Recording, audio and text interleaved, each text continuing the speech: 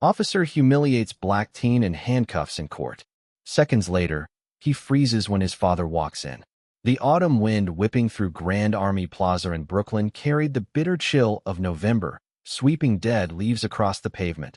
But 17-year-old David Ellison barely felt it. He was sitting quietly on the cold concrete steps of the iconic Brooklyn Public Library, a thick AP United States history textbook resting heavily on his knees. He was waiting for his tutor, minding his own business under the amber glow of a street lamp. David was a quiet kid with a spotless record, a 3.9 GPA, and burning dreams of attending Georgetown Law. He was currently reading a chapter on the 14th Amendment and equal protection under the law. He wore a simple gray hoodie, faded jeans, and scuffed sneakers. Standard, unremarkable attire for a teenager on a Tuesday evening. But to Officer Derek Jenkins of the NYPD's 78th Precinct, David wasn't a student, he was a target. Jenkins had been patrolling the perimeter of the plaza in his Ford Police Interceptor, the heater blasting as his mood simmered. He had been soured by a recent humiliating reprimand from his desk jockey sergeant over his dismal arrest numbers and civilian complaints. Jenkins was a man who viewed the badge not as a shield to protect the public, but as a heavy iron crown for himself. He thrived on the cheap high of intimidation. As he cruised past the sweeping architecture of the library, his eyes locked onto David's solitary figure. Jenkins didn't see a kid studying. His deeply ingrained implicit biases immediately painted a picture of a loiterer, a suspect casing the area, a problem waiting to be solved. The cruiser's heavy tires screeched slightly as Jenkins abruptly pulled up to the curb, flashing his secondary lights to blind the teenager. He stepped out into the biting wind, adjusting his duty belt, the heavy black leather creaking like a saddle. He approached David with the predatory wide-stance swagger of a man who firmly believed the law bowed to his every whim. "Hey you," Jenkins barked, his voice slicing through the wind as he pointed a thick, calloused finger at the boy. "What are you doing here?" David looked up, blinking rapidly in the harsh, blinding glare of the cruiser's spotlight. He carefully kept his hands visible. "Just studying, officer. Waiting for my tutor to arrive." "Studying?" Jenkins mocked, a cruel, disbelieving smirk twisting his lips. He snatched the heavy AP textbook right out of David's hands, flipping carelessly through the thin pages before letting it drop to the concrete with a loud smack. The spine cracked. "Looks like loitering to me. Stand up. Hands on the wall." David's heart began to hammer a frantic rhythm against his ribs. His father had taught him exactly how to handle these terrifying street encounters. "Keep your hands visible. Speak clearly. Do not argue on the dark street. You fight them in the brightly lit courtroom."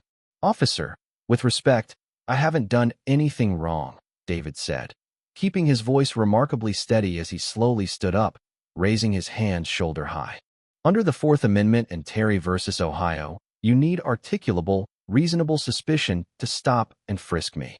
The mention of case law from a teenager in a hoodie was like throwing a lit match into a puddle of gasoline.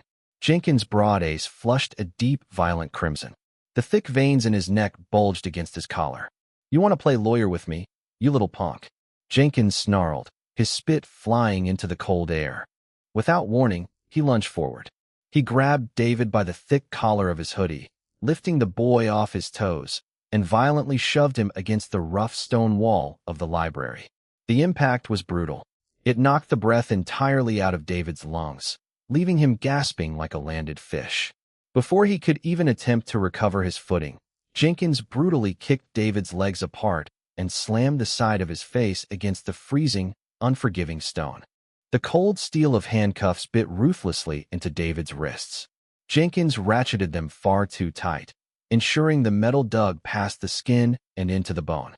"Stop resisting," Jenkins yelled at the top of his lungs, purely for the benefit of the few terrified pedestrians who had stopped on the sidewalk to watch the horror unfold. David wasn't resisting at all. His body was entirely limp, complying completely with the horrific, unprovoked assault. "I'm not resisting," David gasped, the metallic taste of blood pooling in his mouth from where his lower lip had split open against the stone architecture.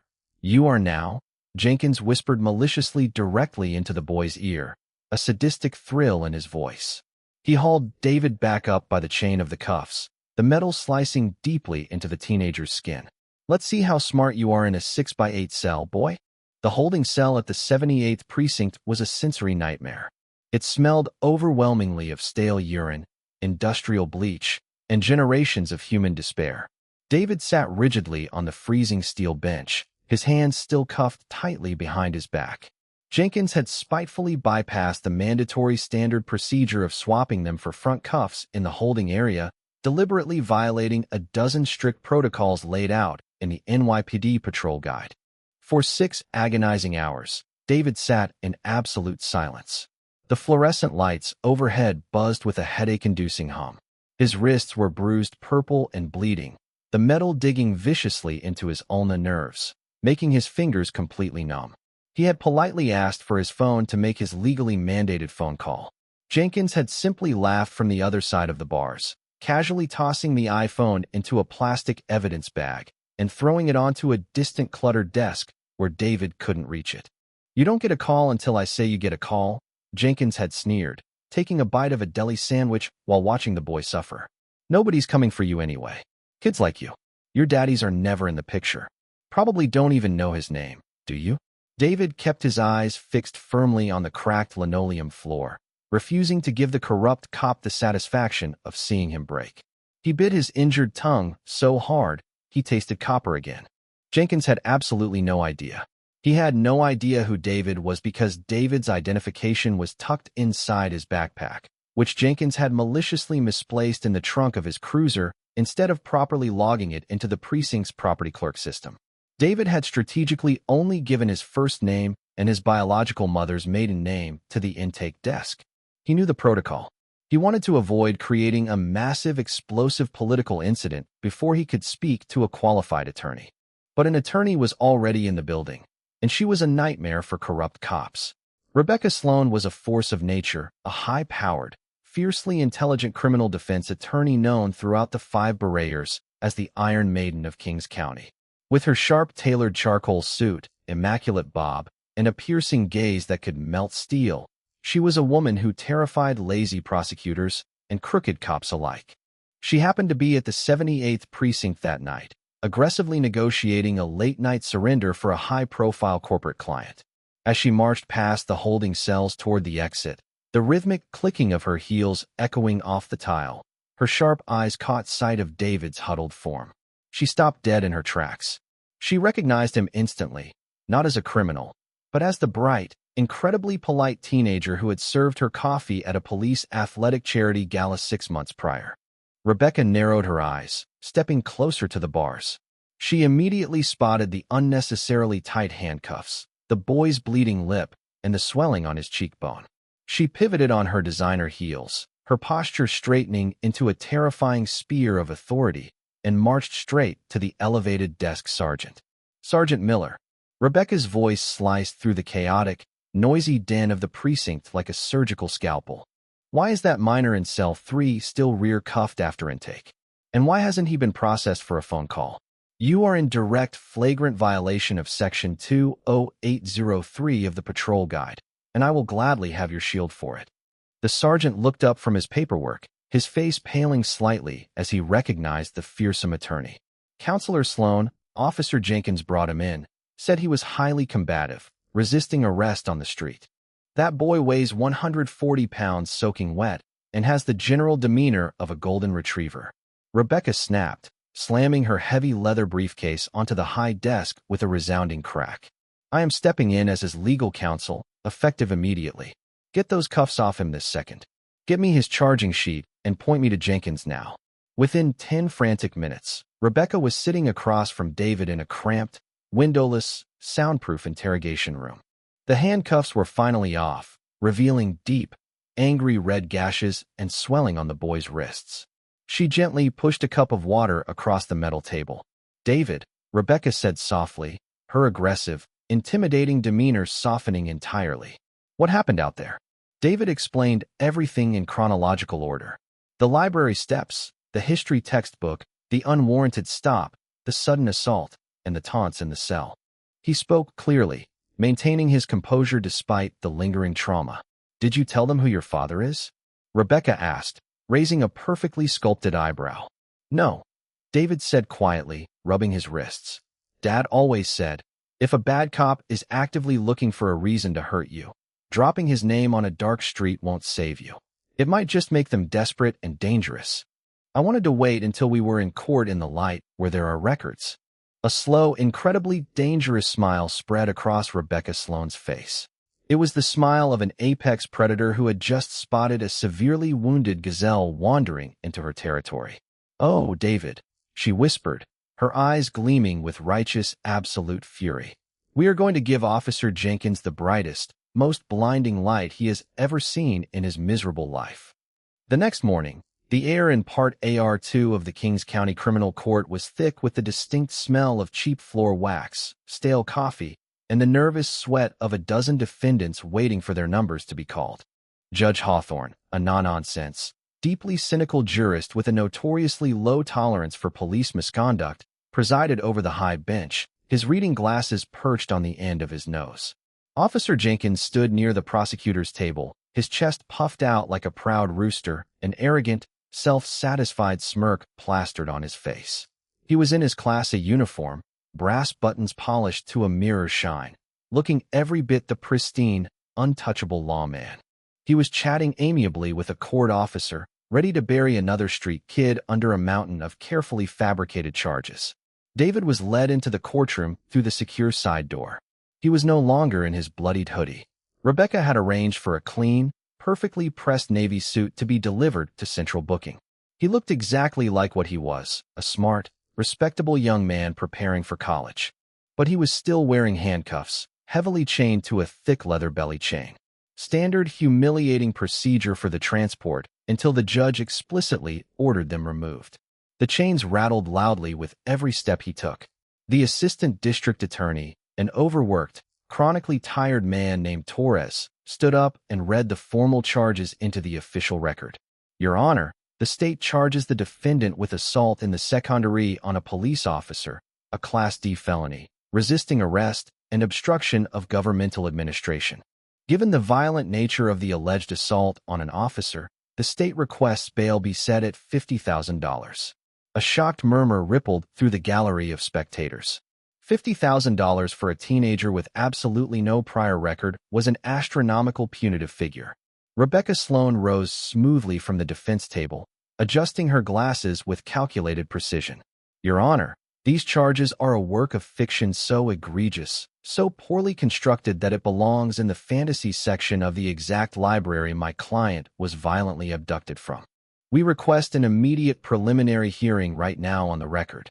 Let Officer Jenkins take the stand and swear under penalty of perjury to this fantasy." Judge Hawthorne looked intrigued, peering over his glasses. Preliminary hearings at a basic arraignment were exceedingly rare, but Rebecca Sloane didn't ask for unusual things without a fully loaded gun hidden in her pocket. "Officer Jenkins," the judge rumbled, his voice echoing in the cavernous room. "Take the stand." Jenkins strutted to the witness box, practically vibrating with confidence. He placed his heavy hand on the Bible and swore to tell the truth. He sat down, adjusting his microphone with agonizing theatrical slowness, making sure the gallery got a good look at him. Ada Torres guided him through the initial practice testimony. Jenkins spun a masterful, seamless web of lies. He claimed David was pacing aggressively in the dark, shouting gang slogans to unseen accomplices, and aggressively reaching repeatedly into his waistband where a weapon could be concealed. "When I approached to conduct a lawful Terry stop for my own safety," Jenkins lied smoothly, looking directly and earnestly at the empty jewelry box. "The defendant lunged at me like a wild animal. He struck me hard in the chest and attempted to flee into the plaza. I had to use necessary department-approved force to subdue him to protect myself and the innocent public." Torres nodded, making a note on his legal pad. "Thank you, officer. The state has no further questions at this time." Jenkins leaned back comfortably in the wooden witness chair, looking down at David with a look of pure, unadulterated contempt. He had won. He always won these interactions. These kids had no voice, no power, no political resources. They were just ghosts in the massive machine of the justice system. "Defense," Judge Hawthorne said, gesturing with a pen. "Your witness. Let's make it quick." Rebecca Sloane stood up. She didn't walk to the standard wooden podium. Instead, She walked directly toward the witness box, her designer heels clicking rhythmically on the hardwood floor. The terrifying sound of a ticking time bomb counting down to 0. "Officer Jenkins," Rebecca began, her voice dangerously calm, devoid of any expected courtroom theatrics. "You testified a moment ago that my client was shouting gang slogans. Can you please repeat just one of those specific slogans for the court record?" Jenkins hesitated for a fraction of a second, his eyes darting to the ADA. "I couldn't make out the exact words, counselor. It was the tone. Aggressive, threatening, anti-police rhetoric." "Ah, the tone." Rebecca nodded slowly, feigning understanding. "And you said he reached for his waistband. After you aggressively detained him, did you recover a weapon, a gun, a knife, a sharp piece of plastic?" "No," Jenkins admitted, his jaw tightening as he sensed a trap forming. "But under the circumstances, in the dark, under the circumstances of him holding a massive advanced placement United States history textbook," Rebecca interrupted, her voice cracking like a sudden whip. "Is it your professional sworn opinion that an AP history textbook is a deadly weapon, officer?" A few stifled snickers erupted from the crowded gallery. Judge Hawthorne banged his wooden gavel lightly, though a faint smile tugged at the corner of his mouth. Jenkins flushed an angry red. He was holding the large book to deliberately conceal his waistline. It's a common tactic used by seasoned thugs on the street to hide contraband. "Thugs," Rebecca repeated the loaded word, letting it hang suspended in the stale courtroom air for maximum impact. "That's a very interesting choice of words, officer. You seem to have made a tremendous amount of assumptions about my client in a matter of mere seconds. In fact, while he was detained in the holding cell, bleeding from the face, didn't you brutally mock him? Didn't you explicitly tell him that kids like him never have fathers around to teach them respect?" The ADA shot up from his chair. "Objection. Relevance. This is highly inflammatory and prejudicial. Your Honor goes directly to the officer's state of mind, inherent bias, and credibility as a witness." "Your Honor," Rebecca countered instantly, not breaking eye contact with Jenkins. "Overruled." Hawthorne grunted, leaning forward and steepling his fingers. "Answer the question, Officer Jenkins." Jenkins gripped the wooden edges of the witness stand so hard his knuckles turned white. His polished arrogance was starting to fray rapidly, replaced by a defensive, hot-headed anger.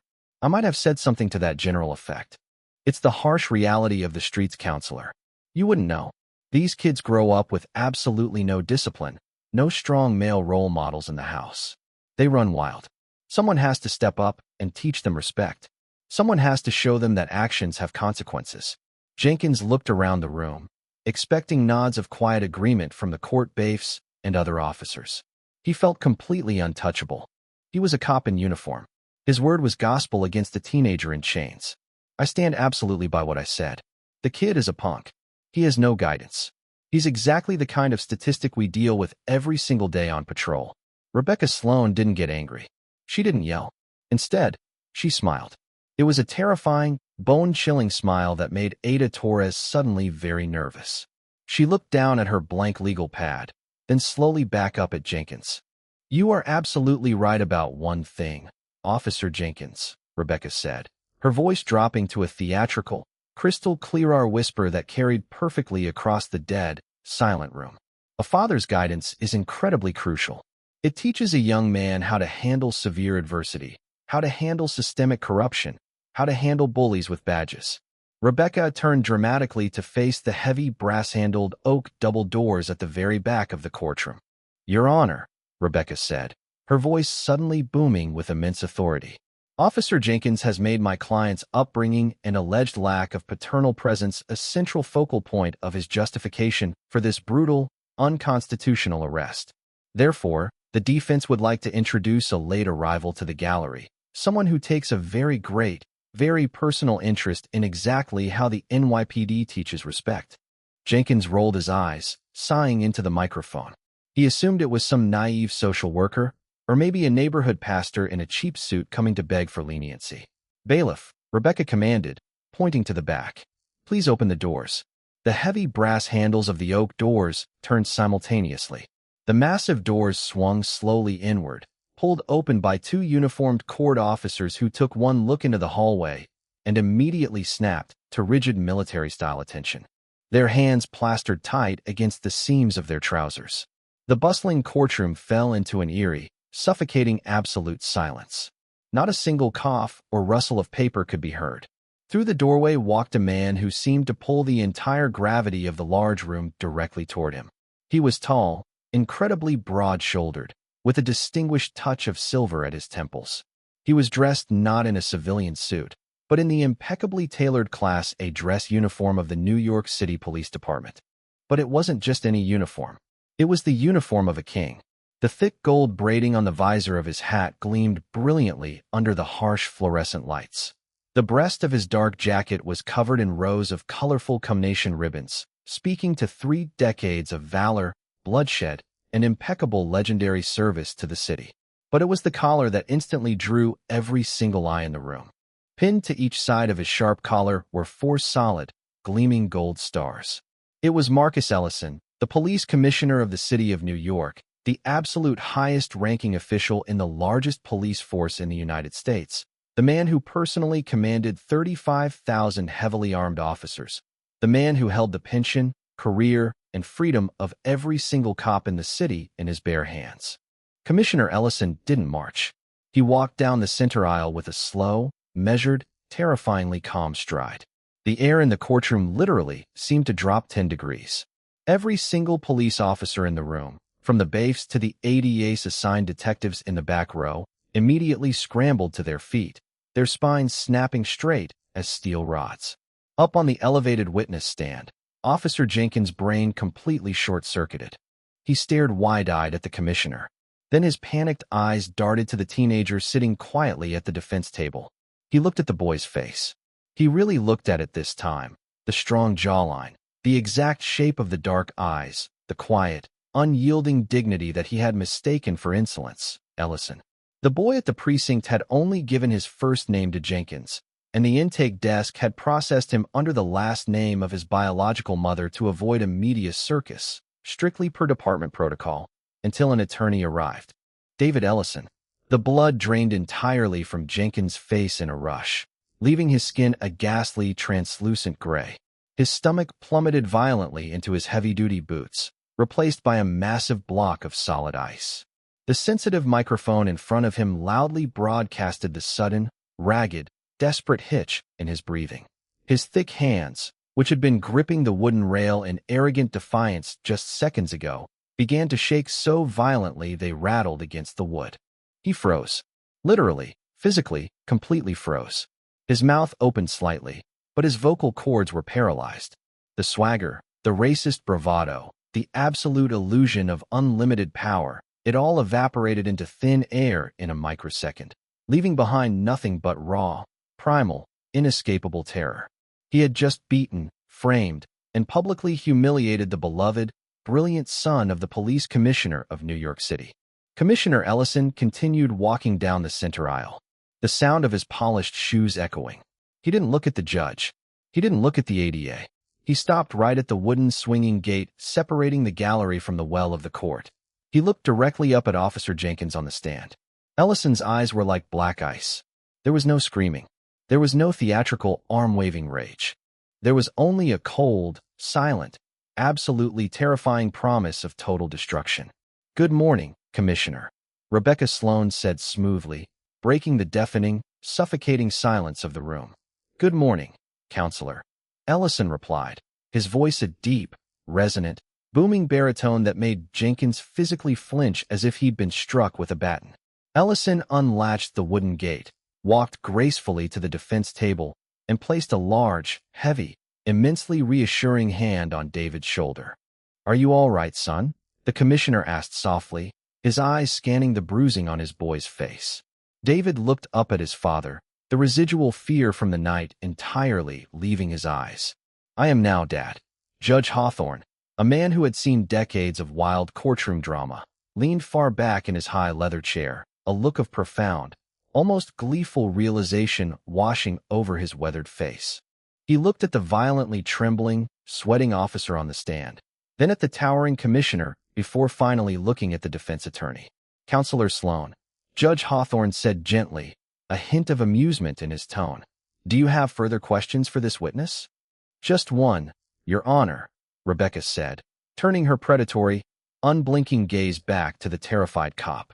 Officer Jenkins, earlier you testified under oath that my client aggressively lunged at you in the dark, necessitating the violent use of force. Do you wish to immediately amend that sworn statement before I submit Defense Exhibit A into the official evidence record? Jenkins swallowed hard, the sound audible through the mic. His throat was completely bone-dry. Aye, he stammered, unable to form a coherent thought. Rebecca didn't wait for him to find his voice.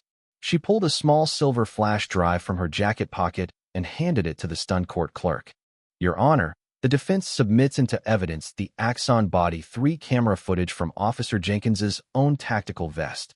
The officer manually turned his camera off completely before the assault began, incorrectly, assuming there would be no record of his brutality. Jenkins closed his eyes tightly. A wave of intense nausea hit him. He gripped the edge of the desk to keep from passing out. However, Rebecca continued, her voice ringing with absolute triumph. Officer Jenkins is apparently unaware of the recent mandatory firmware update to all NYPD Axon systems pushed personally by Commissioner Ellison's office last month. The cameras now feature a highly advanced 2-init pre-event buffer. Even when the device is manually powered down by an officer, the system securely retains the previous 120 seconds of high-definition video and audio in the secure police cloud. She aimed a remote at the wall and pressed a button. The large flat-screen television mounted above the jewelry box flickered to life. The video was agonizingly crystal clear.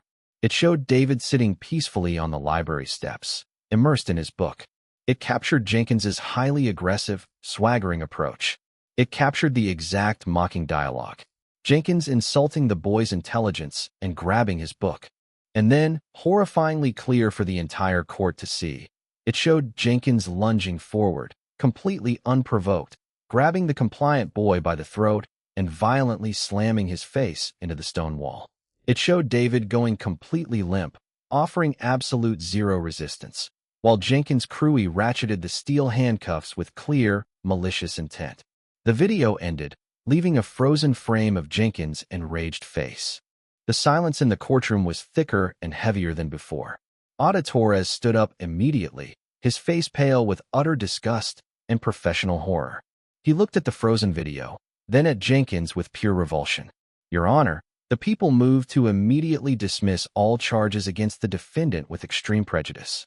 The state refuses to prosecute this fiction. Granted, Judge Hawthorne said, slamming his wooden gavel down with explosive final force. Mr. Ellison, you are completely exonerated of all charges. Bafe, get those damn chains and handcuffs off that young man immediately. The court officer rushed forward, eagerly unlocking the heavy padlock and belly chains. David rubbed his raw, bleeding wrists with a deep sigh of relief. As for you, Officer Jenkins, Judge Hawthorne's voice dripped with raw venom as he pointed his pen at the stand. I am officially referring this matter to the District Attorney's Public Integrity Bureau for immediate prosecution. Furthermore, I am finding you in direct, blatant contempt of court for aggravated perjury. Do not leave this building. Before Jenkins could even process the reality of his looming prison sentence, Commissioner Ellison finally spoke. He stepped away from his son's side and walked slowly, deliberately toward the witness box until he was inches away from the railing.